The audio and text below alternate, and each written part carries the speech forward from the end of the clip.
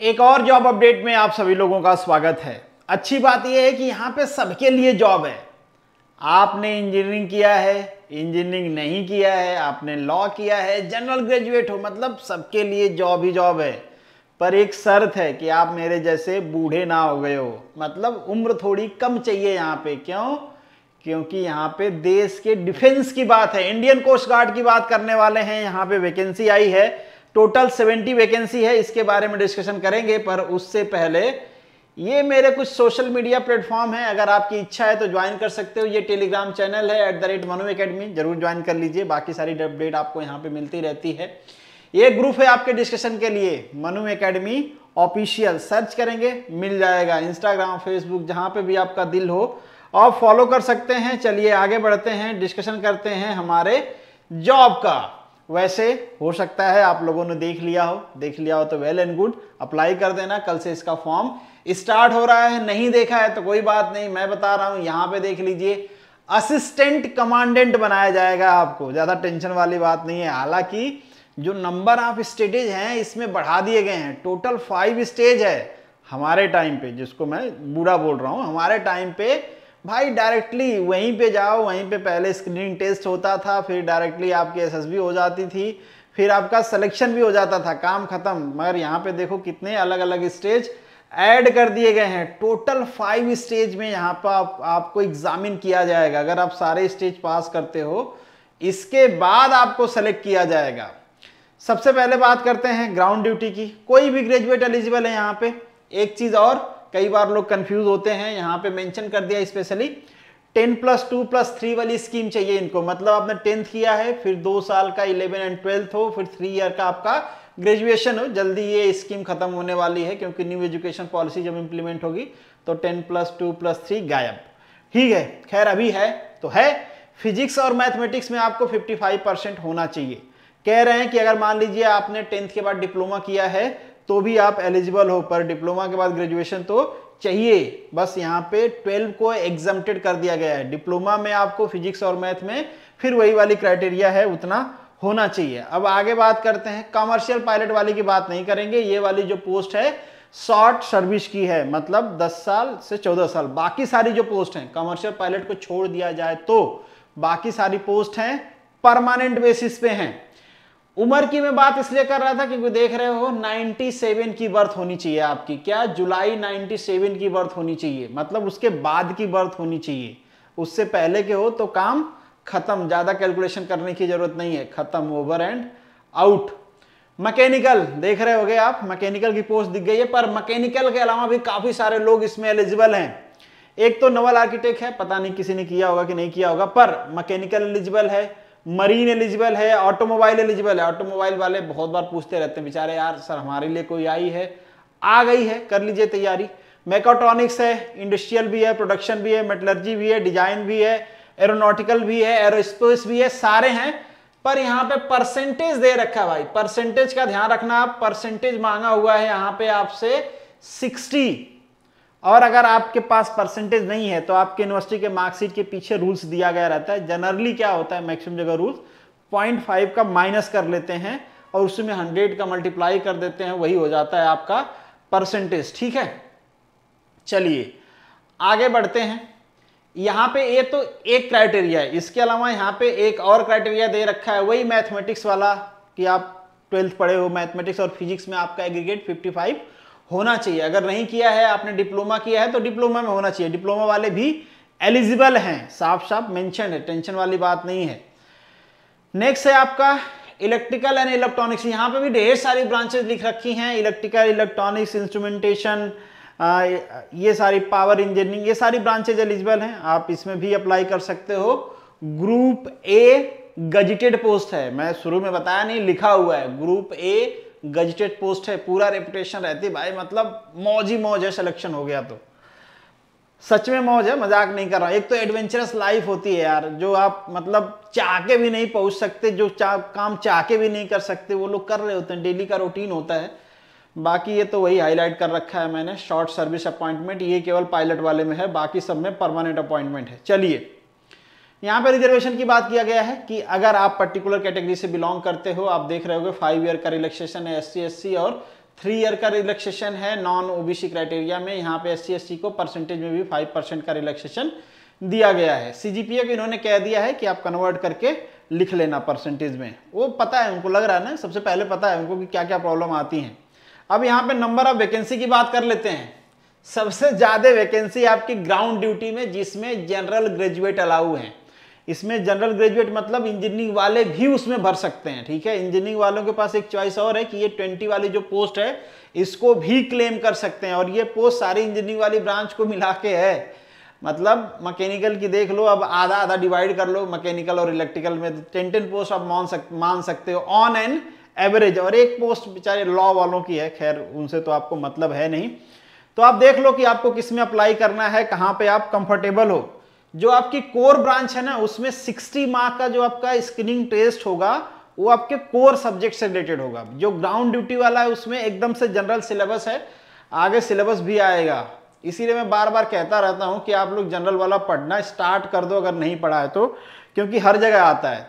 Selection procedure लिख रखा है, 1 to 5 स्टेज होंगे। पहले स्टेज में आपका एक टेस्ट होगा MCQ बेस्ड पे, कंप्यूटर टेस्ट होगा इसमें। और यहाँ पे आप देख पाओगे टोटल 100 क्वेश्चंस होंगे यहाँ पे टेस्ट में। पहले बता देता हूं मैं, टोटल 100 क्वेश्चंस होंगे, ठीक है।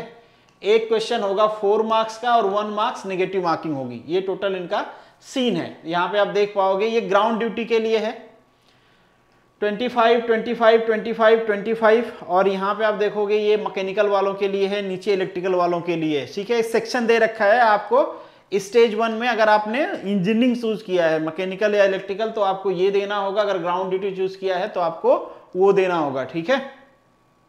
यहाँ पे आप देख पाओगे मैकेनिकल की 60 सेपरेट आपका जो स्पेशल ब्रांच है उससे रिलेटेड क्वेश्चन पूछे जाएंगे, और इलेक्ट्रिकल वालों में वैसे ही इलेक्ट्रिकल और इलेक्ट्रॉनिक से रिलेटेड क्वेश्चन पूछे जाएंगे। सिलेबस नहीं बताया इन्होंने, तो आप मान के चलो ऑन एन एवरेज सारे पूरे सब्जेक्ट से ही क्वेश्चंस रहेंगे, पर इनके क्वेश्चंस बहुत बेसिक लेवल के होते हैं। आप कह सकते हो ना वो जो फिजिक्स आपने पढ़ा है ना 12th में फिजिक्स, उस टाइप के क्वेश्चंस होते हैं इनके। चलिए बाकी यहाँ पे भी आपको 10 मार्क्स के ये सारे हैं, रीजनिंग, एप्टी, जीके, ये सारी चीजें हैं, पर 60 मार्क्स का आपका मेजर सब्जेक्ट जो है वो है। तो आप देख लो आपको किस में फिलअप करना। आप चाहो तो ग्राउंड ड्यूटी में फिल करो, या फिर आप चाहो तो अपने कोर ब्रांच में फिल करो।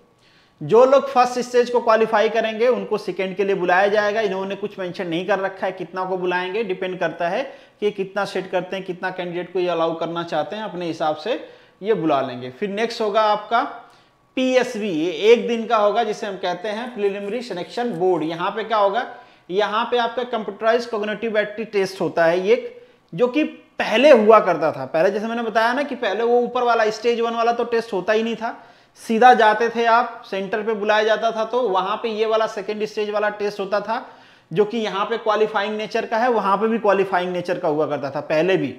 डायरेक्टली इसको देते हैं, एक पिक्चर दिखाते हैं धुंधली सी, सबको पता ही होगा क्या प्रोसेस होता है, मैक्सिमम लोग जो डिफेंस में इंटरेस्टेड है, फिर उसी पे डिबेट करवाते हैं, ग्रुप में बिठा के डिबेट करवाते हैं, फिर वहां से स्क्रीन इन शॉर्टलिस्ट कर लेते हैं कुछ कैंडिडेट को। यहाँ पे भी सेम प्रोसेस है, तो इसका मार्क्स नहीं ऐड किया जाएगा आपके फाइनल लिस्ट में, पर स्टेज 1 का किया जाएगा। स्टेज 1 का मार्क्स वैल्यू करता है, उसका मार्क्स ऐड किया जाएगा। फिर जो लोग इसमें जाएंगे उनका बेसिकली ये आपका कैंडिडेट वेरिफिकेशन, डॉक्यूमेंट वेरिफिकेशन, ये सारी चीजें वहां पे की जाएंगी, तो इसमें तो कोई प्रॉब्लम है ही नहीं। जो लोग जो सेकेंड स्टेज है मतलब स्क्रीनिंग वाला, पहले वाला तो आपने क्वालिफाई किया, सेकेंड में आए, अब सेकेंड क्वालिफाई करोगे आप तो आप थर्ड में आओगे। थर्ड है आपका फाइनल सिलेक्शन बोर्ड, जो कि है FSB जिसे कहते हैं। ये 5 डेज का होता है, जो कि पहले मैंने बताया पुराने वैकेंसीज में सेकेंड स्टेज होता था, उसके बाद थर्ड होता था, और साथ में ही कर लेते थे। उसके लिए अलग से आपको दोबारा नहीं भेजा जाता था कि एक बार आप वो दे के आ जाओ घर, फिर दोबारा भेजा जाएगा लेटर तब आना है। यहाँ पे ऐसा है कि आपको जो फर्स्ट स्टेज है वो क्वालिफाई करोगे, मेरिट लिस्ट आएगी, फिर सेकेंड स्टेज जाओगे, सेकेंड स्टेज क्वालिफाई करोगे, फिर मेरिट लिस्ट आएगी कि कौन कौन से लोग क्वालिफाई हैं, मेरिट लिस्ट तो नहीं कि कौन कौन से लोग क्वालिफाई हैं, फिर उनको थर्ड स्टेज में बुलाया जाएगा। और यहाँ पे सेंटर भी मेंशन कर रखा है कि थर्ड स्टेज में आपको कहाँ पे जाना होगा, और यहाँ पे सेकेंड स्टेज के लिए भी मेंशन कर रखा होगा, वो आप देख लेना कि आपके कंफर्टेबिलिटी के हिसाब से कौन सा सही है, ठीक है। अब मेडिकल आ जाएगा आपका 4th स्टेज। जो लोग इसको क्वालिफाई कर लेंगे उनको मेडिकल के लिए बुलाया जाएगा, मेडिकल हो जाएगा। मेडिकल थोड़ा सा इनका एकदम वो डिफेंस का है, तो डिफेंस जैसे होता है, आपको कुछ जो भी डिमांड किया गया है, अगर आपको नहीं रहेगा तो थोड़ा प्रॉब्लम होगी। प्रॉब्लम थोड़ा क्या, डिस्क्वालीफाई कर देते हैं। हाँ, मगर मेडिकली कोई प्राइमरली अनफिट होता है तो उसको चांस देते हैं कि आप दूसरे मेडिकल बोर्ड में अप्लाई कर सकते हो, वहां दोबारा टेस्ट करा सकते हो, इस तरीके से चांस देते हैं वो।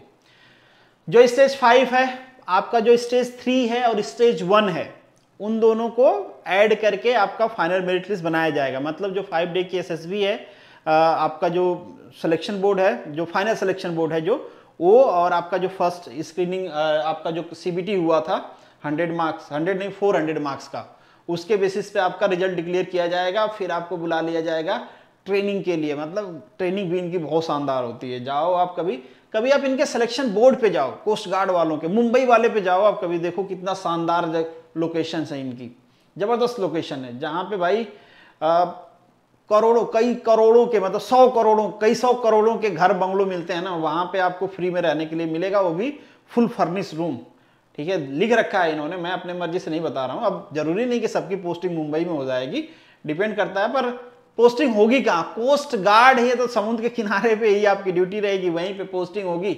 तो कोई भी लोकेशन ले लो, मुंबई के अलावा दूसरी लोकेशंस ले लो, कहीं भी आपकी पोस्टिंग होगी तो कोस्टल रीजन में ही होगी, और लोकेशन तो एकदम शानदार रहती ही रहती है। ठीक है, अब ये सारी चीजें काम की नहीं है, इसलिए मैंने हाईलाइट नहीं किया है। आप लोग एक बार थॉरोली रीड आउट कर लेना। 200 रुपये का, 250 रुपये का एप्लीकेशन है। कुछ लोगों को एग्जाम भी किया गया, SC/ST कैटेगरी के लोगों को। बाकी चीजें तो एज सच जो इंपॉर्टेंट, ट्रेवल अलाउंसेस भी देते हैं भाई। अगर आप एग्जाम देने जा रहे हो तो आपको ट्रेवल अलाउंसेस भी मिलेगा। SC/ST candidate who are not employed उनको दिया जाएगा। सेकेंड स्टेज में सबको दिया जाएगा। थर्ड AC का, सॉरी सेकेंड AC का नहीं, थर्ड AC का सबको दिया जाएगा। जो फर्स्ट बार जा रहे हैं, मतलब जो दूसरे कैटेगरी के, accept then SC/ST first time है, उनको सबको दिया जाएगा। और SC/ST को हमेशा दिया जाता है। ठीक है, सेकेंड क्लास का fair in respective of the attempt. Examination city आपको यहाँ पे नजर आ रही होगी। ठीक है, तो आपको सेलेक्ट करना होगा। आप जब एप्लीकेशन फॉर्म खुलेगा ना, तो 5 प्रेफरेंसेस आपको देने हैं।